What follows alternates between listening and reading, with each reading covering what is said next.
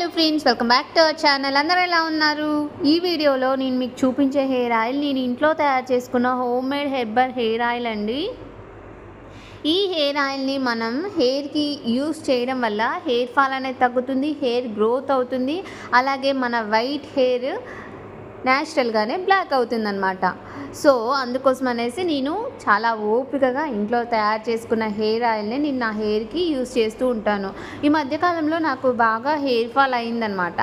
So అప్పుడు నేను మళ్ళీ స్టార్ట్ చేశాను. ఇదివరకు కొంచెం బద్ధకం వేసి నేను బయట దొరికే నార్మల్ హెయిర్ ఆయిలే యూస్ చేశాను. తర్వాత ఓపిక తెచ్చుకొని మరి ఈ హెయిర్ ఆయిల్ అనేది ప్రిపేర్ చేసుకొని నా హెయిర్కి అయితే అప్లై చేస్తున్నాను. హెయిర్ ఆయిల్ అప్లై చేసే ముందు ఫస్ట్ మనం చిక్కులు లేకుండా హెయిర్ అంతా నీట్గా అయితే కోంబింగ్ చేసుకోవాలి. దాని తర్వాత హెయిర్ని పార్టీషన్ టైప్ చేసుకొని మొత్తం స్కాల్ఫ్ అంతా కూడా హెయిర్కి ఆయిల్ అనేది అప్లై చేసుకోవాలి. మనం హెయిర్ లెంత్కి అప్లై చేసుకొని స్కాల్ఫ్కి అప్లై చేసుకోకపోతే మనకు ప్రయోజనం ఏమీ ఉండదండి. మీరు హెయిర్ లెంత్కి అప్లై చేయకపోయినా పర్లేదు, కానీ కంపల్సరీగా స్కాల్ఫ్కి అయితే అప్లై చేసి మసాజ్ అనేది చేయాలి. అప్పుడే అక్కడ బ్లడ్ సర్క్యులేషన్ అనేది జరిగి మనకి హెయిర్ గ్రోత్ అవ్వడానికి ఫాస్ట్ ప్రాసెస్ అనేది జరుగుతుందన్నమాట. సో ఇలా మనం హెయిర్కి ఆయిల్ అనేది అప్లై చేసుకోవడం వల్ల హెయిర్ అయితే న్యాచురల్గా బ్లాక్గా అవుతుంది. ఫ్రెండ్స్, మనకి వీలున్నప్పుడు ప్రతిసారి హెయిర్కి ఆయిల్ అనేది అప్లై చేయాలి. నేను బిఫోర్ ఆయిల్ అప్లై చేయ ముందుకు నా హెయిర్ ఎలా ఉంది అనేది అయితే నేను మీకు చూపిస్తున్నాను అనమాట.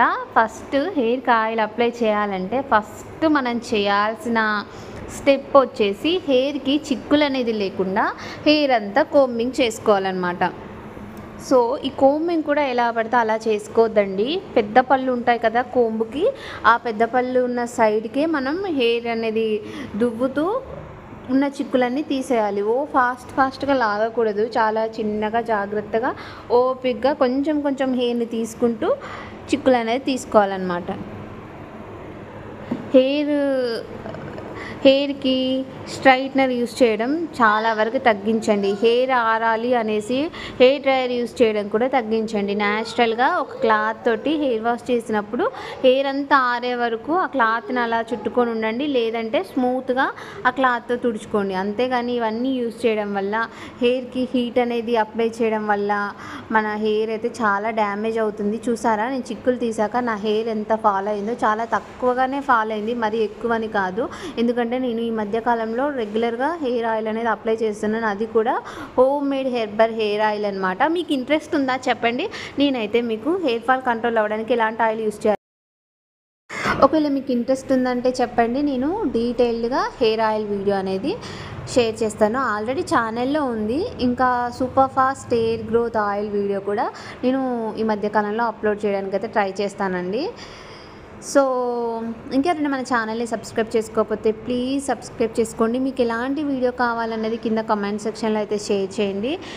సో మీకు నచ్చిన వీడియో అయితే నేను మీకు షూట్ చేసి అప్లోడ్ చేస్తాను. సో హెయిర్కి హెయిర్ ఆయిల్ అప్లై చేసే ముందు చాలామంది ఓన్లీ ఫ్రంట్ పార్ట్ వరకే హెయిర్కి ఆయిల్ అనేది అప్లై చేసి స్కిప్ చేస్తూ ఉంటారు. నేను నా hair front, back, scalp, roots అంతా కూడా హెయిర్ లెంత్ అంతటికి ఆయిల్ అప్లై చేసి జస్ట్ ఇలా రోల్ చేసి టై చేస్తున్నాను అనమాట. టై చేసి ఒక 1 అవర్ అలా హాఫ్ అన్ అవర్ అలా ఉంచుకొని తర్వాత అయితే హెయిర్ వాష్ చేసుకుంటాను.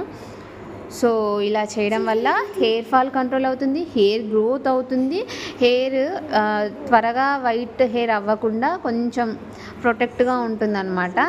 సో వీడియో ఎలా ఉంది ఏంటి కింద కామెంట్ సెక్షన్లో షేర్ చేసుకోండి. ఛానల్ని సబ్స్క్రైబ్ చేసుకోండి. Thanks for watching. Bye bye.